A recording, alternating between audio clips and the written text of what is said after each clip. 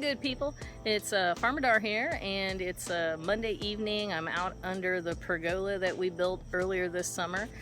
It's an early fall evening. We've had such hot temperatures this September, and we've got our next video for you here. By the time you get this video, it will be into October, and October is LGBTQ History Month. Yay, some history. So what I have brought for you is an artifact of LGBTQ history. All kidding aside. So what I got for you today, though, is actually a Witnessing the Whiteness series.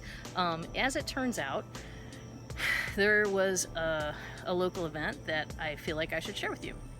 I should go ahead and preface, I am not an expert in racism. I'm not an expert really in any of that stuff, but I am a person who tries to be thoughtful, and I've tried to read a few books, and I've talked to a few people, and I've tried to do a little deprogramming. And so one of the things I try to do is be the type of person who is vocal when I see something happening that is not helpful to our community, specifically on issues of race, but also on issues that are LGBTQ and any other issue that I might be able to, observe and understand and share about. So today's video is part of the Witnessing the Whiteness series, and I hope you'll understand why here very shortly. I want you to know I've really thought about how to bring this information to you. There are parts of this video that are very, very sad, and so if you're a member of the LGBTQ community, particularly if you are a person of color, black or non-black LGBTQ community member, parts of this video might really be really sad for you. So I would completely understand if for any reason you have do not really want to watch it. So I'm going to talk about an instance of racism and anti-transgender and anti-LGBTQ in our community. So please prepare yourself. I believe I'm going to keep it wholesome from my end, definitely talking about how these things harm our community, and I'm going to shine the light on something that has happened here in St. Louis. So last Saturday, a group that claimed to be a patriotic group, perhaps a religious group, came together and decided that they wanted to protest an event at our public library, Drag Queen Storytime. So we have a public library in our community, and it has a drag queen story hour, and this is where community members who dress in drag come in, and they offer a time where they read stories to children, and they share their own stories with children, and they do activities with children. Basically, it's the epitome of LGBTQ inclusivity and visibility in our public sphere, and it's a wonderful opportunity for children to be in proximity to us and to learn about us as human beings, and perhaps have their own families and their own identities also affirmed. It's an opportunity to learn some positive things about the LGBTQ community. And apparently, this is what the group protested. They protested the LGBTQ community being in the public sphere, and specifically being with children in the public sphere. Let me tell you this story of what I saw this weekend. Here are the screenshots from the original protest of our Drag Queen Storytime. They have since taken down this event. However, since they took the time to have two different media outlets cover the event, I thought it was important to keep screenshots of it for posterity. Here is a list of the original hosts of the event. Only 2 people on this list have I identified at the actual event. Caleb Smith, the main host of the event, did show up to protest our visibility in the city, and Tyler Forsyth also showed up to protest our visibility in the public sphere and our interaction with children. Here is a series of screenshots from Tyler's Facebook. Both Tyler and Caleb speak back and forth on Facebook, and these screenshots here specifically speak to their concerns over something they call demographic change. Specifically, their screenshots explain that they are concerned about a demographic change in the United States. If you read these screenshots, you will see that these here screenshots contain racism. My apologies to people who may be bothered by seeing this. However, I think it's important, before we go into the details of the protest, that we realize who Caleb and Tyler are regarding the topic of race. It may explain some of their behavior. Here are some shots of the protest forming about 20 minutes before Drag Queen Story Hour.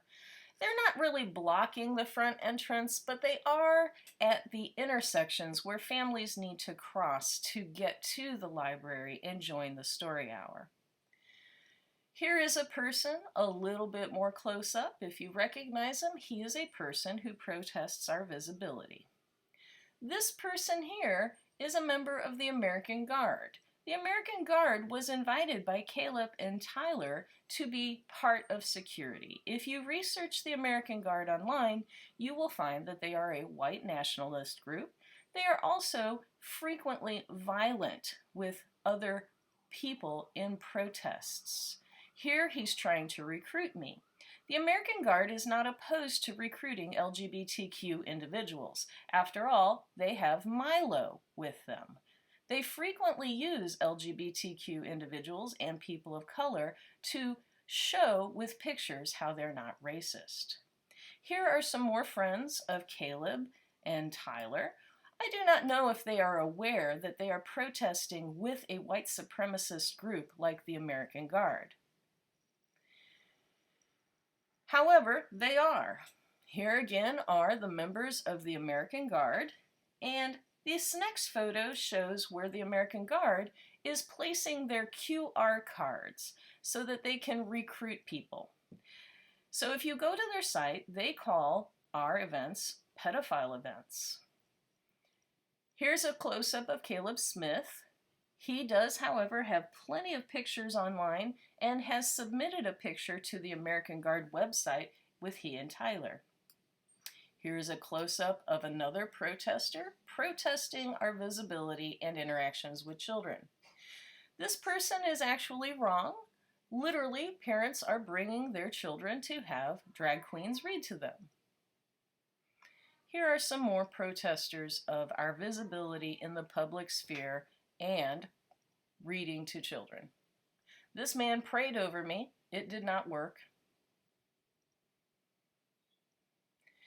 We and a few allies continued to chant, "Queers are welcome here," and escorted families to the door. These are the only two organizers I could recognize in attendance. Tyler, or Ty on the side there, would stand behind me and he would say nasty things, yelling them behind my back over my head. Say it again. It's a pedophile story hour inside. That'll be a wonderful line. Thank you very much. That's another good one. Please put that one on video. That one was pretty funny, but it's a one and done on that. No, you got to put that one on video. Go on the record. What did you say? What did you say? What'd you say about AIDS? What did I say about AIDS? Yeah, what'd you say? Drag Queen Story Hour. Best thing since AIDS. Since AIDS. Did you cut? Here again are the members of the American Guard that this protest group called in for security. They put a lot of those little cards around to try to recruit people. I managed to find and pick up about 8 of them and throw them away in the trash. If you see them putting those little cards around and about, feel free to pick those up and dispose of them. They are garbage.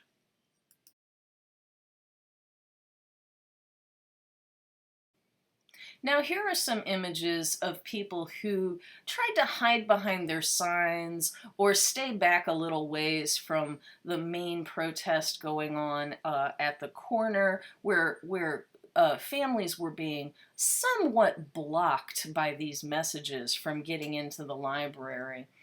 Standing back a little farther are people who believe that LGBTQ people are trying to hurt children.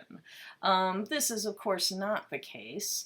Here's another person gathering protest video. We're not sure his beliefs. And here are some more people who stayed in the back. Many times I would try to get their pictures and they would hold their signs up to hide their faces. I let them know that, hey, it's obvious you are ashamed of your message if you feel the need to hide your face behind a sign. So I would just ask these people, if you are ashamed of your message, analyze your message. Perhaps you don't want to actually project this message to humanity. Perhaps there's another message that you might choose.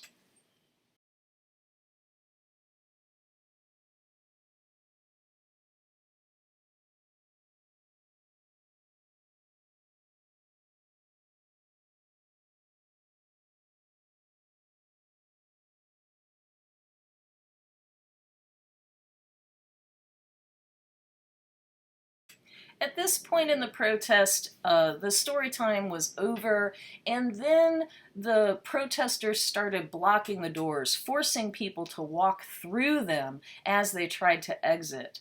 That's when we started coming up to the doors and escorting families out. It was a very unfortunate situation. So there they are. Transphobic people! Transphobic. So that was the closing prayer circle, and the American Guard stood outside of the prayer circle, in their words, to do security.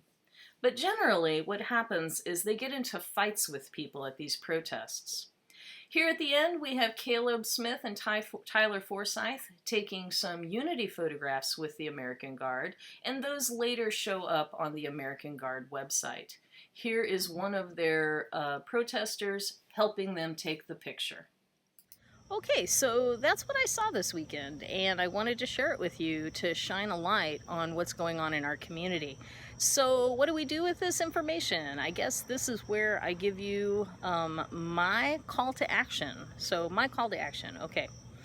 So, you know, if you have some privilege, if you are skin privileged, white, if you are heterosexual, if you are cisgender, if you are economically advantaged, what I would like to see from you is, would you please start supporting Drag Queen Storytime? Bring your families. You know, we are beautiful people, and get to know us. Come enjoy our stories, enjoy our storytelling. We can sure spin a tale. Come get to know us, and let's build community together.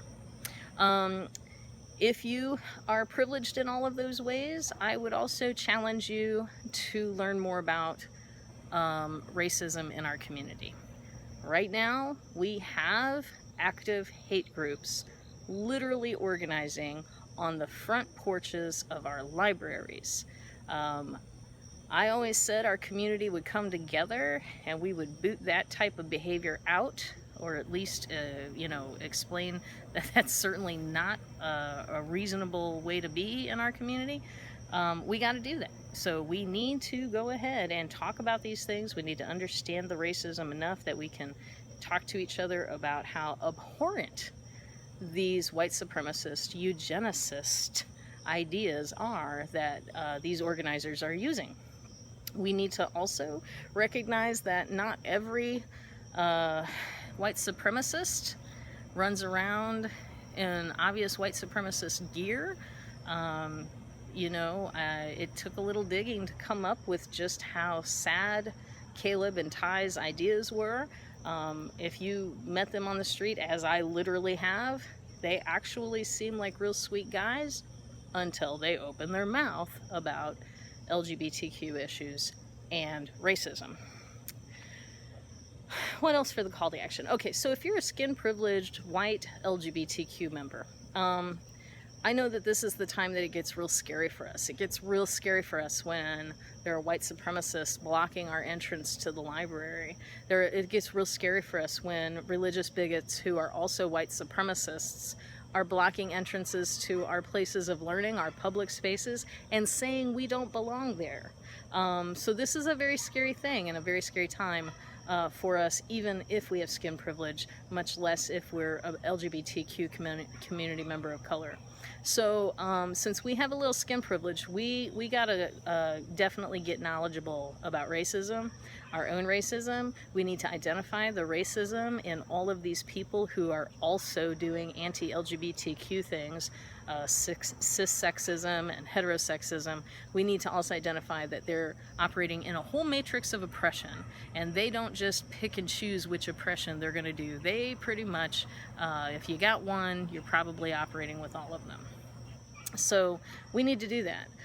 We all will need to be preparing our youth because obviously right now it seems the big push is to say not only do LGBTQ not belong in the public sphere, they're saying that we shouldn't be around children either.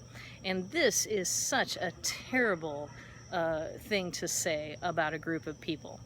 So LGBTQ people are lovely, darling people. We're very nurturing, we're very caring. We do have children of our own, and sometimes we have children that we adopt. We have incredible, extensive families of choice. We are frequently very good with kids, and we are very nurturing in so many ways. LGBTQ people need to be visible to kids. Kids need to see examples of the LGBTQ community around them. Erasing us from the public sphere is not appropriate. It is not appropriate. So I would say let's do everything we can to increase our visibility at this point. This is not the time for us to become shrinking violets, and we need to protect our kids by educating them about what's out there, educating them about the racism as well as the transphobia or cis-sexism, educating them about what they're facing. There are age-appropriate ways to do that. If you're looking for age-appropriate ways to discuss racism with your children, I'm going to leave 2 links in the description down there for you. One is We Stories, and one is Dr. Kira Hudson Banks regarding raising equity nerds. Now for a little LGBTQ history, because it's now the month of October.